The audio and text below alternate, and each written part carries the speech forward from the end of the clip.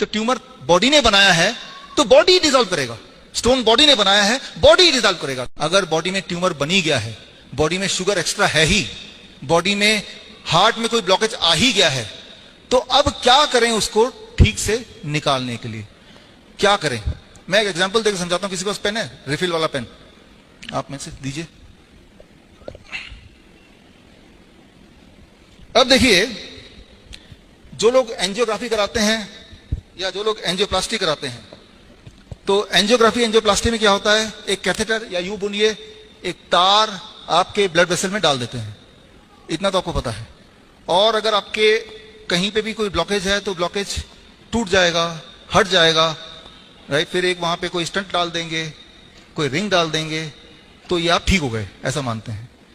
अब मानिए इस तरह के तार और ये आपका ब्लड वेसल है और अंदर एक ब्लॉकेज है। अब जब ये बार बार जाएगा तो वो क्या हो, टूटेगा ना, ये तो बोलते ही है। अब वो गार्बेज टूट गया है, लेकिन गार्बेज बॉडी के अंदर ही है ना इस वक्त भी, तो क्या होगा, वो ब्लड में पूरे बॉडी में घूमेगा या घूमता है, और घूम के अक्सर वो ब्रेन में अटकता है। अब होता है ब्रेन स्ट्रोक। तो जब भी आप सोचते हैं, डायग्नोज करके देख लेते हैं, एंजियोग्राफी करा के देख लेते हैं, तो आप अपनी तैयारी कर रहे हैं ब्रेन स्ट्रोक करवाने की। जो लोग यहां पे साइंस के स्टूडेंट हैं या इंजीनियर हैं, जो लोग लॉजिकल सोच सकते हैं, एक गार्बेज ऑलरेडी है, ब्लॉकेज है, उसको ऐसे ऐसे बार बार करेंगे तो टूटेगा या नहीं टूटेगा, या तो टूट जाएगा। अगर वो टूट जाएगा तो पूरे बॉडी में वो ब्लड वेसल के अंदर ही है ना, गार्बेज बाहर तो निकला नहीं, राइट। तो अब वो जहां भी जाके फंसेगा, आपका वो वाला ऑर्गन खराब होगा, काम नहीं करेगा, आपको दर्द होगा, पेन होगा, मर जाएंगे, पैरालिसिस हो जाएगा, कुछ ना कुछ हो जाएगा।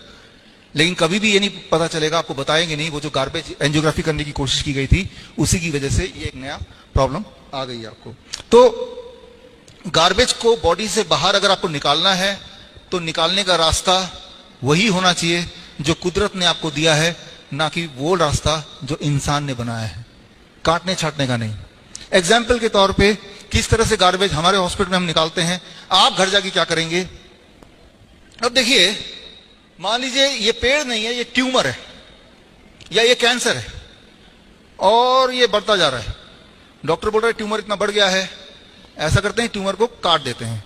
ठीक है जी, मैं ट्यूमर को, ये पत्ते हैं, मैंने इसको काट दिया, ट्यूमर निकल गया।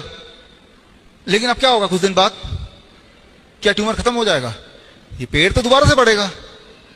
तो कभी भी सर्जरी से कोई भी बीमारी ठीक नहीं हो सकती, क्योंकि जड़ तो अभी भी है ना।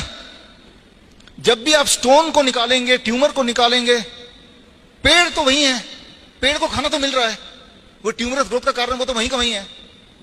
तो जब भी आप सोचते हैं कि ट्यूमर है तो काट दे हम, तो पल भर के लगेगा देखो ठीक हो गया, लेकिन धीरे धीरे धीरे धीरे दोबारा से बढ़ेगा, इस बार और तेजी से बढ़ेगा। आप समझ रहे हैं? तो ट्यूमर हो या किडनी स्टोन हो, गॉलब्लैडर स्टोन हो, तो आप अगर उनमें से की सर्जरी से कुछ कर लें तो आप ये सोच रहे हैं कि पेड़ ज्यादा बढ़ गया तो मैं काट लूं और उम्मीद कर रहे हैं कि दोबारा नहीं बढ़ेगा, तो आप कुछ ऐसे ही सोच रहे हैं फिर, जो कि इलॉजिकल बात है। तो करना क्या होगा, हम क्या करते हैं, अगर ये कैंसर है, इसे कहते हैं सीड एंड सॉइल थ्योरी, 1895 में थ्योरी लिखी गई थी और आज भी ये वैलिड है कि अगर ये कैंसर है, अगर ये ट्यूमर है, ये पेड़ को हम कैंसर या ट्यूमर मान रहे हैं, तो अगर मैं यहां से ये निकाल दूं, कुछ दिन तक ऐसे ही रख रहे, क्या ये उग सकता है? ट्यूमर बढ़ सकता है? क्या होगा इसका? धीरे धीरे ये सूख जाएगा, खत्म हो जाएगा, है ना।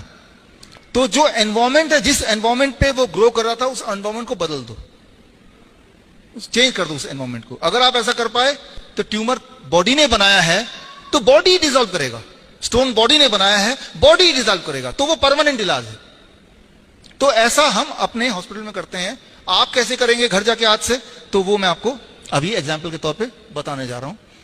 हम अपने हॉस्पिटल जो करते हैं बड़ा इंटरेस्टिंग है कि आपके बॉडी ने ट्यूमर को निकालने का, जो चीज बॉडी को पसंद नहीं है, जो चीज बॉडी में अटक गई है, वो स्टोन है, ट्यूमर है, क्रिएटिनिन है, पोटेशियम है, शुगर है, प्रोटीन है, कुछ भी हो सकता है। वो कोई भी चीज अधिक है तो बॉडी में कुछ ना कुछ गड़बड़ करेगी।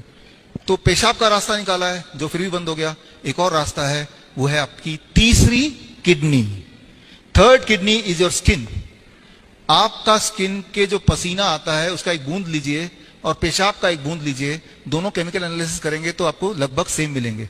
आपके पसीने में भी क्रिएटिनिन होगा, शुगर होगा, प्रोटीन होगा, यूरिक एसिड होगा, यूरिया होगा, आपके पेशाब में भी यही होता है। तो हम अपने हॉस्पिटल में ऐसे पेशेंट जो किडनी के पेशेंट हैं खास तौर पे, जिनके बॉडी में पानी जमा हो गया है, जो असली वाले पेशेंट हैं, जो बहुत कमजोर हो गए हैं, जिनकी पेशाब बंद हो गई है, जो हफ्ते में 2-3 बार डायलिसिस करना पड़ता है और ऐसा कई सालों से करते जा रहे हैं, जिनका आखिरी कगार पे आ गया ट्रांसप्लांट करना है, तो उनको हम क्या कराते हैं वो देखिए अगला। ये असली पेशेंट हैं, ये यूं ही नहीं बिठाया है, ये असली वाले पेशेंट हैं। ये हमारा जो हिम्स हॉस्पिटल है चंडीगढ़ का, ये सारे वो लोग हैं जो डायलिसिस कराते थे। तो हमने उनको ये गर्म पानी में बिठाया 40 डिग्री सेल्सियस, और पानी आप गौर करेंगे तो गले तक। अगर आपके गले तक पानी हो, 40 डिग्री सेल्सियस पानी हो, इतना गर्मी हो, और ऐसा 2 घंटे तक आप बैठ पाए, तो बॉडी के अंदर जो एक्स्ट्रा है वो बॉडी से बाहर निकलना शुरू हो जाता है। As simple as that. हमारे जयपुर हॉस्पिटल देख रहे हैं आप, जबकि ये घर पे भी कर सकते हैं, मैं बताऊंगा कैसे कर सकते हैं। और ये सारे रियल किडनी पेशेंट जो ट्रांसप्लांट का इंतजार कर रहे हैं, जो डायलिसिस कराते जा रहे थे, मैं उनकी बात कर रहा हूं। ये जोधपुर का हॉस्पिटल है और ये रियल पेशेंट है। देखिए थोड़ी सी उम्र के बच्चे हैं। तो 40 डिग्री सेल्सियस पानी, 2 घंटा बैठना, यहां तक पानी होना। तो आपने, कुदरत ने जो आपको तरीके, आपके आउटपुट जो दिया है गार्बेज को बाहर निकालने का, आपने उसी को यूज किया। तो अब उसको यूज किया तो that is a permanent cure. अच्छा, ये साइंटिफिकली कैसे काम करता है? आपका, मेरा इस वक्त जो ऊपर जो एटमॉस्फेयर है, 1 एटमॉस्फेरिक प्रेशर हमारे सिर पे है, ये हमें पता है। लेकिन जितना हिस्सा पानी के नीचे है उसमें atmospheric pressure plus the pressure of water about 2% more, right, plus the heat of the water.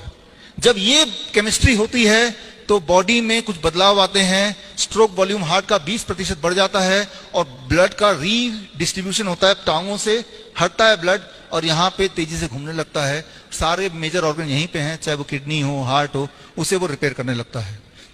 कुछ केमिकल बढ़ने लगते हैं जिनसे आपके ब्लड वेसल रिपेयर होते हैं, जैसे नाइट्रिक ऑक्साइड एक्सेट्रा। कुछ हार्मोन कम होने लगते हैं जिससे आपका ब्लड प्रेशर बढ़ा हो रहा था, जिससे आपकी तकलीफें बढ़ रही थी। ये ऑटोमेटिक होता है। और इसके अलावा ऐसा होते ही आपके बॉडी में जो सोडियम है उसकी एक्सक्रीशन 5%, 5 गुना बढ़ जाती है। पोटेशियम अधिक है तो वो डबल स्पीड से बाहर निकलने लगता है। सबसे इंटरेस्टिंग बात, आपका वेट रिड्यूस हो जाता है पहले दिन। मतलब पहले दिन पानी के अंदर भेजने से पहले पेशेंट का हम वेट चेक करते हैं।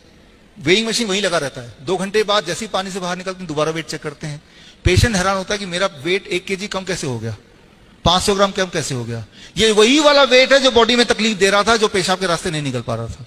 ये वही वाला वेट है जो डायलिसिस से आप निकालने की कोशिश कर रहे थे, राइट। तो आप एक्सपेरिमेंट करके देख सकते हैं। जो लोग हेल्दी भी हैं, आम सबके बॉडी में कुछ ना कुछ तो फालतू है ही।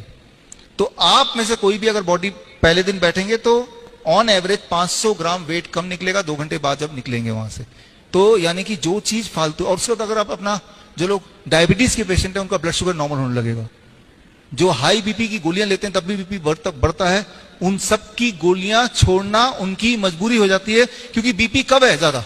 जब बॉडी में एक्सेस, जैसे बलून मान लो, इमेजिन कीजिए फुला रहे अंदर अगर हवा भर रहे हैं तो एयर प्रेशर क्या होगा, बढ़ेगा ना। तो बॉडी में अगर फ्लूइड ज्यादा भर जाता है तो ब्लड प्रेशर बढ़ जाता है। हमने फ्लूइड एक्सेस चीज बॉडी से निकाल दिया, लेकिन निकालने का रास्ता वो जो कुदरत ने हमें दिया है, तो उस रास्ते से बिना डैमेज करके धीरे धीरे निकाल दिया। गार्बेज आउट प्रिंसिपल, ये पूरा साइंस अगर आपको समझना है तो एंड ऑफ ट्रांसप्लांट, जिसका हिंदी एडिशन आज हमने यहाँ पे आपके सामने रिलीज किया, हिंदी इंग्लिश में, आप इस लिंक में जाके पूरी किताब, पूरा साइंस, इसी पे मेरी पीएचडी है, यही मेरा आविष्कार है जो हमारे 20 हॉस्पिटल में हम करते हैं, हिम्स हॉस्पिटल में करते हैं।